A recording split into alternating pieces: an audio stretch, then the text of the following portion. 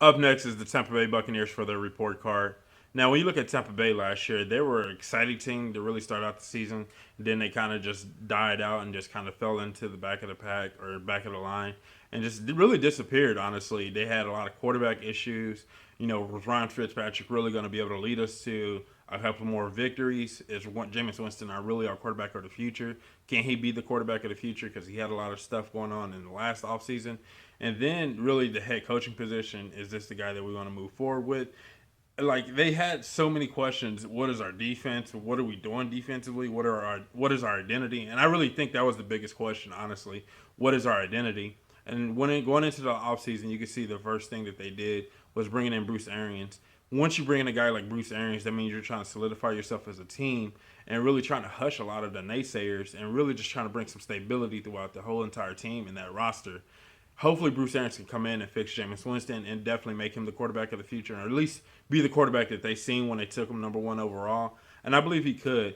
I'm excited for Bruce Arians. I'm excited for what he can do, and I think he's up to the challenge of really fixing this whole entire Tampa Bay team. So Tampa Bay's best pick, and the pick that I really thought was really pretty solid and I liked, was Devin White. Now, even though I didn't feel like Devin White was the best linebacker in this draft class, I felt like that he was still a top linebacker. Obviously, it was the Devin White and Devin Bush.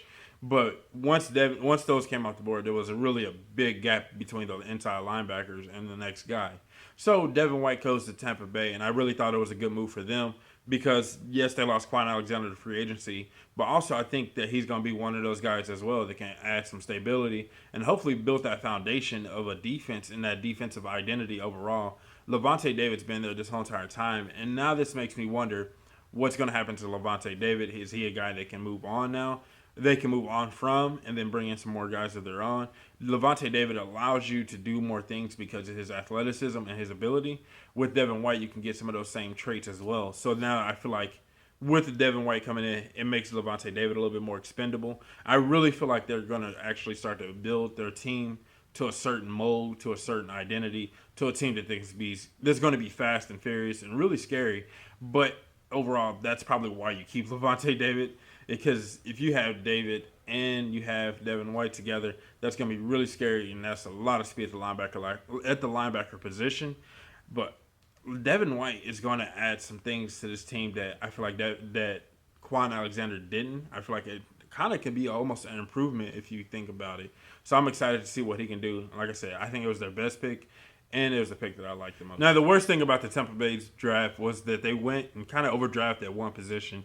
They kept drafting corners after corners after corners, and I understand it. That was probably the worst, if not the worst, secondary unit. Take that back. The Chiefs were the worst secondary unit in the whole entire league. So I understood why Tampa Bay actually went out and actually drafted so many guys. I just don't like the idea of putting all my eggs in one basket to hope to find one person at that position. They still could have drafted some other pieces out there. Could have got some more defensive linemen. Could have did some other things that I feel like they could open up this draft a little bit better, especially on the offensive line side of the ball. I understand the skill positions on the offensive side of the ball is really dangerous, and it's going to be set. You don't have to worry about that, especially with Bruce Arians with making the play calls. That offense is going to be set, no problems, no questions asked. But I just didn't like the idea of overdrafting at one cornerback position. It kind of straps you, like it kind of hurts you. It kind of puts you in a bind, if you will, because if any of those guys miss, then you're kind of really set back and you lost out on a lot of picks. I feel like when it came down to it, the Tampa Bay Buccaneers deserved a C.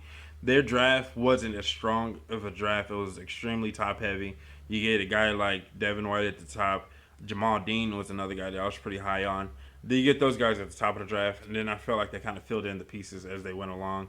They got a kicker and things like that. But I really didn't feel like this was a strong draft. But it was Bruce Arians' first draft. I think he was excited about the current roster that he had in place, which you can understand because it's an extremely talented roster that he has in place. And then you add in like a piece or two, and then maybe you can start to build into a playoff team. He's a good coach. He's going to be a good head coach. He's going to motivate some of these guys on the roster to actually be better players. So I can understand why they didn't have a strong draft. And I'm not saying that they went out and purposely had a bad draft, but I can understand why they didn't feel like they need to address certain positions and certain needs because they probably like some of the guys that they already had on roster. So then you just kind of look at the draft and you take a step back and you're like, well, you really didn't do much. You got Devin White, and that was pretty much a crown jewel, and that was the beginning, middle, and the end of it. But I really felt like that like I said, they just loved what they had on roster, what they had in house. Next year's draft, I wouldn't be surprised if it's a really powerful draft and a really game changing and impactful draft for them. But this year, I just didn't see it with this class anyway. So that's all I have for the Tampa Bay Buccaneers in their report card. When you really look at the draft class, like I said, it's not a powerful draft class. It's not an impactful draft class. I could see a couple of these guys maybe getting their way into the starting positions, but realistically, they didn't need to have a class like this. It's already a talented roster that they have in place. They just got to get some good coaching in there. They got to get some continuity on that team and some more consistency. I think if they can become a more consistent team, they can become a more scarier team. But if you're not a footballologist yet, go and subscribe to the YouTube channel today. Become a footballologist and stay safe, football fans.